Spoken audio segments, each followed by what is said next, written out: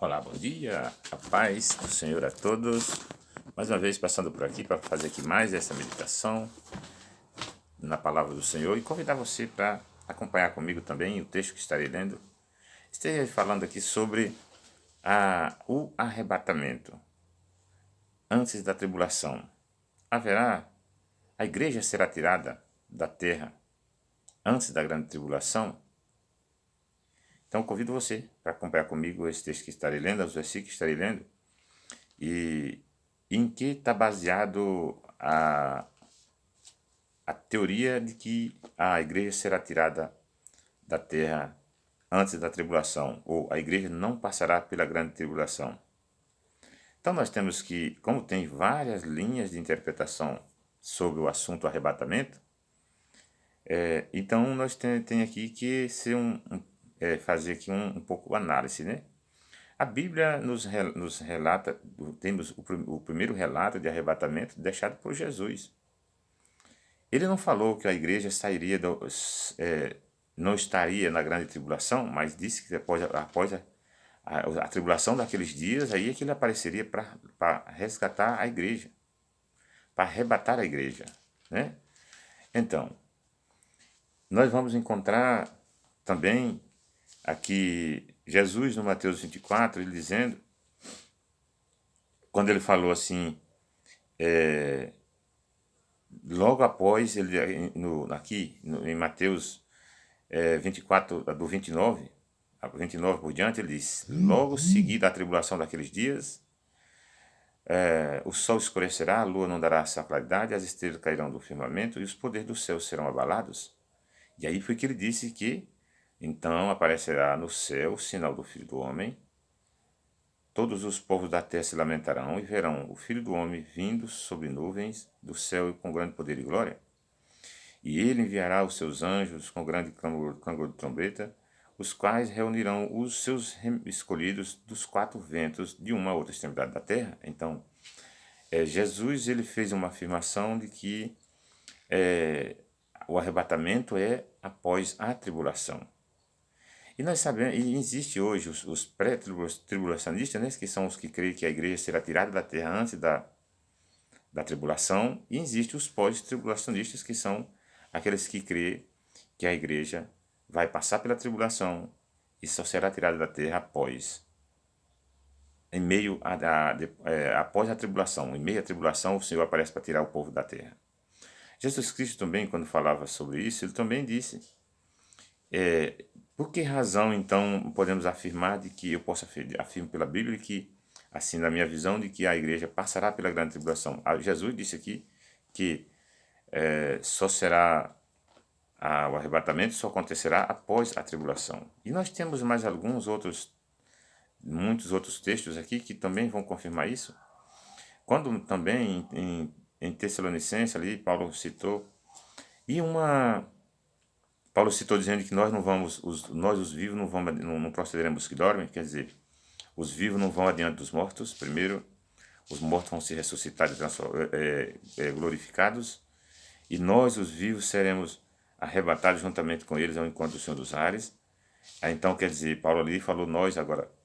Alguns atribuem isso dizendo, não, mas aí Paulo estava falando, ele estava falando para judeu. Esse aí ele estava falando para quem é de Jerusalém, não é para nós não somos judeus, nós somos gentios. E ele está falando para a casa de Israel. Verdade, Paulo, quando ele pregou, ele pregava primeiramente para o judeu. Isso foi um mandamento do Senhor. Mas quando ele falou nós, ele estava falando eles, porque os vivos da época, os crentes da época, que se viesse também Jesus tivesse voltado naquele tempo, não tinha levado apenas os judeus, mas tinha levado os que creram nele e os que morreram na esperança da salvação. Então, quando ele disse nós, ele estava dizendo os vivos. Mas hoje, nós que cremos e esperamos a vinda de Jesus Cristo, é nós que dizemos. É nós que temos que dizer que nós, os vivos, não vamos adiante dos mortos. É isso. Quer dizer, essa palavra nós, ela não tá limitada a esse ou aquele povo. Nós, quando se trata de arrebatamento, está se referindo a todos aqueles que vão ser arrebatados. os vivos que estiver vivo no dia, e os mortos em Cristo que ressuscitarão primeiro. Então está tratando, então ele disse, nós não vamos adiante dos que, nós os vivos não vamos adiante, não de nada procederemos dos que dormem. Como está em 1 Tessalonicenses 4, a partir do versículo 15, quando ele disse, ora, ainda vos declaramos por palavra do Senhor, isso nós os vivos, os que ficarmos até a vinda do Senhor, de modo algum procederemos dos que dormem. Então Paulo disse que os vivos não vão diante dos mortos. Quer dizer, então na visão dos pré-tribulacionistas, que dizem que a igreja será tirada antes da tribulação, eles acreditam que os vivos em Cristo, eles serão a igreja santa de Deus, os vivos serão tirados da terra antes da tribulação, quer dizer, não todos, porque no meio da tribulação, sabemos, a Bíblia afirma que vai ter, a maior conversão vai estar em meio à tribulação, quer dizer, aí vai ser tirado, esse grupo vai ser tirado, mas não temos apoio bíblico. Então, Paulo disse aqui que nós, os vivos, não vamos adiante, não procederemos os que dormem. Quer dizer, nem antes e nem depois. Todos vão ir junto. Mas aí muitos têm feito essa divisão de que a igreja será tirada antes da tribulação, depois Jesus Cristo volta com estes e é para instalar o reino. Não tem apoio bíblico. As pessoas criam, torce o contexto. Então, porque ele disse, porquanto o Senhor mesmo é dado em 1 Tessalonicenses 4, versículo 16, diz, porquanto o Senhor mesmo, dada a sua palavra de ordem, ouvindo a voz do arcanjo, o ressoar da trombeta de Deus, descerá dos céus. Os mortos em Cristo restarão primeiro. Mas quem são os mortos em Cristo? Então, quando Paulo falou isso, ele falou que os mortos em Cristo de todas as eras, desde o Abel até o último naquele dia que tiver morto em Cristo, vai ressuscitar primeiro. E nós, aí ele disse, depois nós os vivos, os que ficarmos, seremos arrebatados juntamente com eles, entre nuvens para o encontro do Senhor nos ares. Então aqui está dizendo, então quando se trata da igreja militante, é os vivos. Mas quando nós trata da igreja do arrebatamento, não existe, não está falando apenas de um grupo, mas é os vivos em Cristo e os mortos em Cristo. A igreja do arrebatamento ela é completa. Os mortos em Cristo ressuscitam e os vivos serão transformados e junto com eles são levados em conta do Senhor. Então, por isso ele disse nós. Agora muitos dizem, não, mas isso aí falou para Israel, no tempo dele. Mas quem é Israel? Quem é o Israel que vai para o céu? Israel que vai para o céu não é propriamente o Israel que está lá em Jerusalém. Não é o povo que vão herdar o céu, não é propriamente os descendentes de Abraão, somente na carne. Mas os que, segundo a promessa, aqueles que pela fé recebem Jesus. Paulo foi quem escreveu dizendo isso, inspirado pelo Espírito Santo. Ele disse, não penseis, em Romanos 9, versículo 6, ele disse, não penseis que a palavra de Deus haja falhado, porque nem todos os de Israel são de fato israelitas, nem por ser descendente de Abraão, nem todos são filhos, mas em Isaac é chamada a sua descendência. Em Isaac quer dizer na promessa, e a promessa é recebida pela fé. Então ele diz que porque nem todos os de Israel são de fato israelitas, mas não são. Aí pode dizer, não, mas não são israelitas? Israelitas são. Mas só que se o israelita que não crê em Jesus Cristo, que não recebeu Jesus Cristo como Senhor e Salvador, ele será tratado como qualquer um outro que não crê. Como um gentil pagão que não crê. Não importa se é nascido em Israel. Não, importa, nesse caso não importa se é nascido em Israel. Mas tem que se tornar israelita pela fé. Porque somente os da fé se tornarão verdadeiros israelitas. Os israelitas que vão herdar o céu, que vão herdar a vida eterna. Então, todo o que importa, se seja israelita, ou que seja gentil, ou que seja grego, que seja o que for, como a Bíblia costuma dizer, todo aquele que pela fé recebe Jesus Cristo torna-se filho de Abraão e herdeiro da promessa com Isaac. Então, a igreja que vai subir, ela não é apenas apenas um grupo. A igreja do arrebatamento é a igreja composta pelos mortos em Cristo e pelos vivos em Cristo que estiver no dia da vinda do Senhor. Então, como é que, pode alguém dizer, mas então como é que eles acham esses lugares, como é que eles criam então que essa teologia ou essa interpretação de um arrebatamento antes da grande tribulação? Tem alguns textos. Quando nós lemos aqui, pegar Lucas 20, Lucas 17, olha só então o que diz Lucas 17, quando o Senhor aqui se referiu à sua vinda. Ele disse, então quando ele estava falando, Jesus Cristo, em Lucas 17, a partir do 32, 33, ou 34, ele disse, digo-vos que naquela noite 2 estarão numa cama, um será tomado e o outro deixado o outro. 2 mulheres estarão no moendo, uma será tomada e deixada a outra. 2 estarão no campo, um será tomado e o outro deixado. Então aí diz assim, tá vendo aí? Ele disse que um vai ser tomado e o outro deixado. Mas na verdade, um grupo vai ser tomado e o outro deixado. Um grupo vai ser tomado e o outro deixado. No tempo do dilúvio, quem foi tomado foi aqueles que a água levou. Deixado foi o Noé, com a sua família, na arca, foi o que sobrou. Agora é o contrário. Tomado vai ser os que vão ser arrebatados, e deixado vão ser os que vão ficar mortos por causa da manifestação do Senhor Jesus, da sua glória. Por isso, quando terminou aqui no 36, dizendo assim, que 2 estarão no campo, um será tomado e o outro deixado, então lhe perguntaram, onde será isso, Senhor? Respondeu-lhe, aonde estiver o corpo, ali se juntarão os abutres. Então, na vinda de Jesus, após o arrebatamento, não fica ninguém vivo na terra. Porque os vivos em Cristo serão levados juntamente com os mortos ressuscitados, vai ser ressuscitados os mortos em Cristo, os vivos serão transformados, como diz em 1 Coríntios, ali do 15:52 por diante, serão transformados e ali são levados ao céu. São recolhidos os vivos em Cristo. E os mortos em Cristo são ressuscitados e são levados. E aqueles que não tiver aceitado Cristo, que não tiver santificado, o que acontece com eles? Eles morrerão com a manifestação da glória do Senhor. Então, o que a Bíblia afirma é que com a manifestação da presença de Deus, de Cristo, com a manifestação da glória de Deus, de Cristo, os mortos, ou os que não tiver santificado, esses serão fulminados. Olha só então o que diz o 2 Tessalonicenses, no capítulo 2, o versículo 8.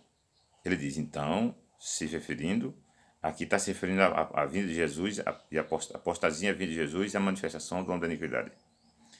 Então será de fato revelado o iníquo, a quem o Senhor Jesus matará com o sopro da sua boca e com a manifestação da sua vinda. Mas quem é que ele vai matar com o sopro da sua boca?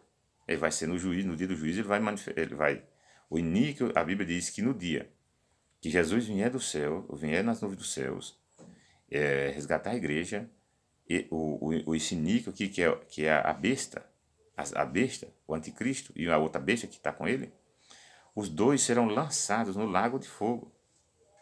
Os dois serão lançados no dia da vinda de Jesus. Os dois serão já lançados no lago de fogo. Eles vão inaugurar o lago de fogo. Isso nós podemos ver, então, quando a Bíblia diz que em Apocalipse, deixa eu ver aqui, que ele diz aqui que o Senhor já lançará, esses dois já vão ficar no lago de fogo no dia do arrebatamento. No arrebatamento da igreja, a Bíblia diz que esses dois já serão lançados no lago de fogo. Apocalipse 19, no versículo 20, diz, mas a besta foi aprisionada e com ela o falso profeta que, com seus sinais feitos diante dela, seduziu aqueles que recebem a marca da besta e eram os adoradores da sua imagem. Os dois foram lançados vivos dentro do lago de fogo que arde com enxofre. E o restante, aqui é bom, importante lembrar disso, quer dizer, o restante foram mortos com a espada que sai da boca daquele que estava montado no cavalo, e todas as aves do céu fartaram da sua carne. Então o que é que vai acontecer?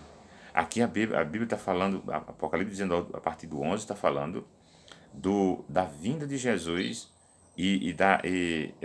Cristo vencendo o poder da besta, que naquele dia vai estar perseguindo o povo de Deus, e o falso profeta, vencendo os dois, a besta, que é o anticristo, e o anticristo e o falso profeta.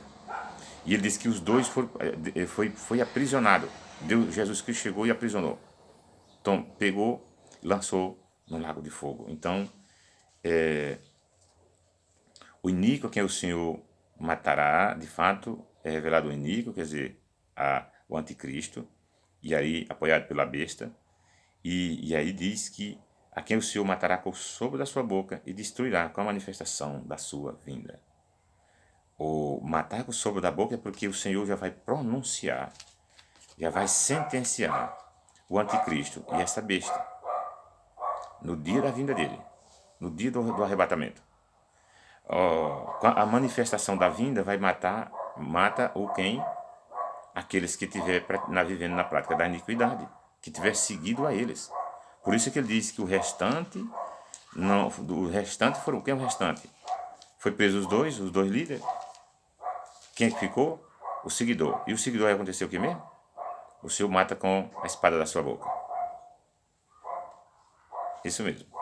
A manifestação do Senhor, então ele diz que a manifestação do Senhor, ela destruirá o homem ímpio. O besta e o falso profeta são lançados no lago de fogo, e os demais, os outros dois, os seguidores deles, morrerão com a manifestação do Senhor Jesus. Então, quem é que vai ficar vivo na vida de Jesus? Ímpio não fica ninguém. Vai ser resgatado o trigo, os sinceros, os santos.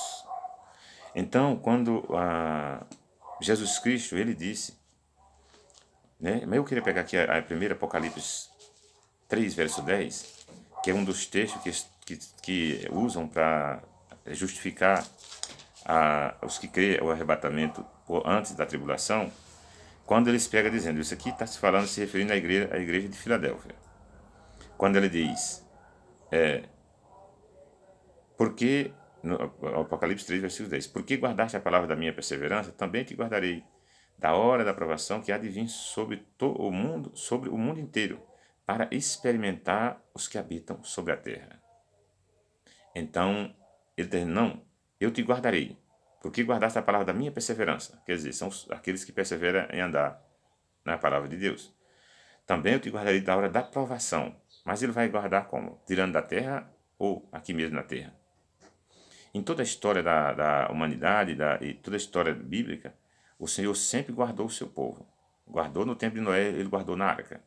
Guardou no tempo de Ló, ele levou ele para as montanhas. Guardou ele na terra, não tirou da terra. No tempo das flagelas no Egito, o Senhor não tirou o povo do Egito, mas lá no Egito mesmo ele protegeu o seu povo. Então, creio eu, é a mesma coisa. Ele fará da mesma coisa. Uma coisa é bom salientar ou informar de que o povo de Deus é orientado, os santos naquele dia, fugir das cidades. Quando não pode mais comprar nem vender, pagar nada. Vai morar na cidade como? Viver na cidade como? Tem que fugir para as montanhas. Viver na dependência de Deus. Cuidar de arrumar um lugar para poder cuidar para viver sem depender do mercado, porque de outra maneira não vai poder comprar e vender. Então, quem é que o Senhor vai achar junto dentro da cidade? Os que não creem em Deus. Pode ter certeza que sim. Assim como foi em Jerusalém. Os que não acreditaram na profecia de Jesus Cristo foi os que morreram, matados por Roma, porque não fugiram como o Senhor orientou que fugisse para as montanhas. Se tivesse na roça, não voltasse a buscar as coisas. Se tivesse no telhado, no irado, não descesse para pegar alguma coisa. Então, quando ele diz guardarei, ele vai guardar sempre, mas não é tirando da terra. Ele vai proteger. Ele tem anjos para proteger isso, ele tem poder para isso. E outra, porque se pegar somente aqui, assim dá até para entender o acreditar. Mas quando vamos para o versículo 11 aqui do Apocalipse 3, 11, ele diz, após dizer que vai vir sem demora, o guardarei da provação, ele diz, o 11, venho sem demora. Então ele disse assim, eu também te guardarei da hora da provação. Mas ele não disse que ia levar para o céu, senão ele não precisava, se ele tirasse para o céu, ele não precisava vir. Então ele disse, eu venho sem demora, aconselhando, não, eu venho sem demora. E aí aconselha, conserva o que tens. Olha só isso. Eu venho sem demora, quer dizer, em meia tribulação, não se atemoriza não, porque eu venho sem demora. Guarda o que tem. Em meia perseguição, guarda o que tem. Guarda o que tem o quê? Guarda a tua fé, a tua fidelidade até a morte, até o fim. Que ele disse, guarda o que tens, conserva o que tem, para que ninguém tome a tua coroa. Então ele está dizendo, guarda o que tem, para que ninguém tome a tua coroa. Ele está dizendo, guarda a tua perseverança, a tua fé, a tua perseverança, não se venda, não se troque, não tenha medo. Se tiver que morrer, morra. Se tiver que fugir, fuja. Se tiver que ser preso, vá preso. Mas não negocie com o sistema. Não negocie com Satanás. Porque ele diz, para que ninguém tome a tua coroa. Ele está aconselhando. Então, quando pega o versículo 10 do Apocalipse 3, dá para fazer essa compreensão. Mas quando desce para baixo, está ele aconselhando. Dizendo, então, quando ele diz que guarda, venha sem demora, aconselhando, não se preocupa, não vai ser demorado após acontecer a tribulação, começar a tribulação, eu não vou demorar. Conserva o que tem, quer dizer, ainda que você seja preso, perseguido, que tenha que morrer, você morra, se estiver preso, você seja preso, se tiver que fugir, você fuja. Mas não deixe que ninguém tome a sua coroa, quer dizer, não se venda. Não negocie os princípios, ainda mesmo em face à morte. Para que ninguém tome a sua coroa. Outra coisa, mais um versículo aqui que também diz, Jesus, quando ele falou do arrebatamento, ele falou dizendo aos discípulos, ele falou Mateus 24, no versículo 9, ele disse, então sereis atribulados e vos matarão, sereis rodeados por todas as nações por causa do meu nome. Isso porque quando chegar o tempo da tribulação, a Bíblia, muitos se escandalizarão e odiarão, irmãos mesmos. Pessoas que são dadas como irmãos, falsos irmãos, os que vão negar a fé, eles vão entregar, vão odiar e entregar uns aos outros. Até porque naqueles dias vai tá o flagelo caindo sobre aqueles que não têm a marca de Deus. E os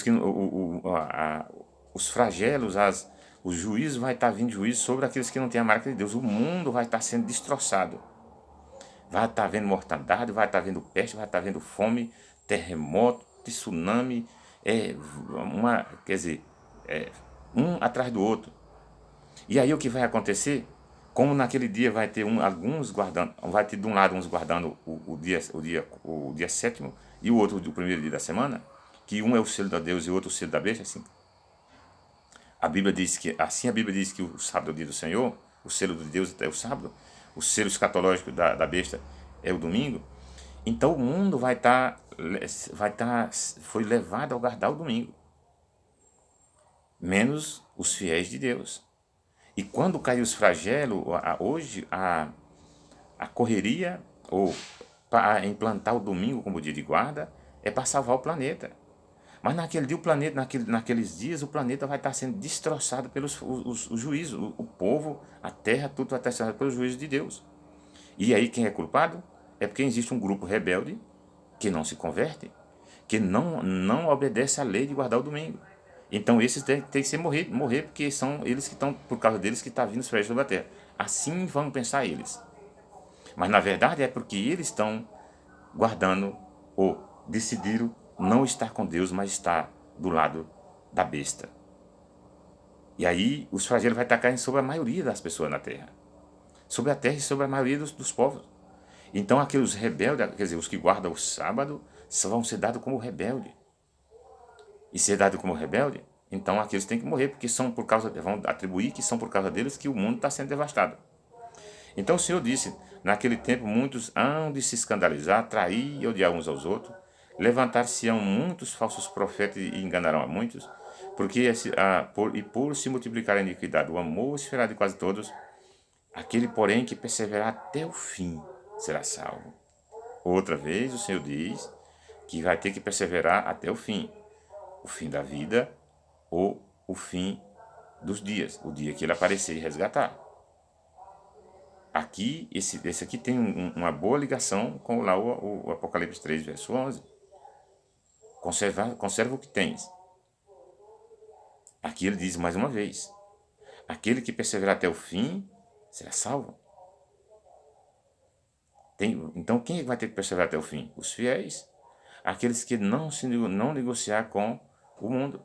Aqueles que não fizer aliança com o sistema, com a besta, guardando o domingo no lugar do sábado. Mas como não são muitos os santos, quer dizer, para a população não vão ser muito aqueles que vão estar, vai estar mais do lado da besta do que do lado de Cristo. Quer dizer que não são muitos fiéis, não são muitos, não são metade. Então vão atribuir que o que está acontecendo nesses dias, o que vai estar acontecendo na terra, é culpa deles que estão se rebelando contra a lei. Porque a lei é feita, os mandamentos católicos são feitos também em nome de Deus. Mas só que foi alterar os mandamentos, tiraram dos mandamentos. Então, quando, por causa dessa decisão de uns receber a marca da besta e não aceitar o selo de Deus, os flagelos vão cair sobre aqueles que não têm a marca do Deus vivo, os que têm a marca da besta. E vai ser sobre a maioria. E por isso eles vão dizer vão atribuir que é por causa do grupo que não obedece os mandamentos, o mandamento do domingo e os demais mandamentos, que vai estar caindo os flagelos sobre o mundo. É por isso que não obedece, porque o domingo está sendo estabelecido diz que para salvar o planeta. E aí, aquele que não obedece, ele está sendo o contrário. Ele está sendo rebelde em ajudar a salvar o planeta, no pensamento deles. Porque Deus já criou um outro dia. Então são esses os versículos, principais versículos que eles usam para dizer que a igreja será tirada antes da tribulação. Eu não creio nisso, eu creio no que diz a Bíblia, e a igreja ela passará pela tribulação, creio eu, porque o Senhor mesmo diz que tem que perseverar até o fim. Deus vai guardar o seu povo em meio à tribulação. Ele sempre fez isso. Em meio aos juízos, ele guarda o seu povo. E eu creio que nesse dia o povo de Deus já não estará mais unido ou misturado ou junto dentro das grandes cidades com os demais. Se tiver, vão estar reunidos em algum lugar. Porque eles vão ter que abrigar em algum lugar, os vivos. Porque eles não vão poder comprar nem vender, vai vir da cidade como? O povo vão odiar porque é por causa destes que vão atribuir que está vindo os flagelos sobre a terra. Os parentes, aqueles que negam a fé, vão ser sentenciados se porventura ajudar algum desses que são chamados rebeldes, que na verdade são os fiéis, mas para eles vão ser atribuídos como rebeldes. Então o que é que vão ter que fazer? Tem que fugir. Quem puder, foge para os montes, foge para os matos, foge para um lugar distante fora da cidade para poder plantar, para poder sobreviver das coisas que Deus tem por aí e que Deus suprirá. A Bíblia diz que aos seus fiéis a água e o seu pão será certo. Amém? Que você curta esse vídeo, compartilhe, visite aí o canal no YouTube e se inscreva e ative o sininho de notificação para que você seja informado sempre que for postado um vídeo. Amém? Fique na paz, em nome de Jesus Cristo.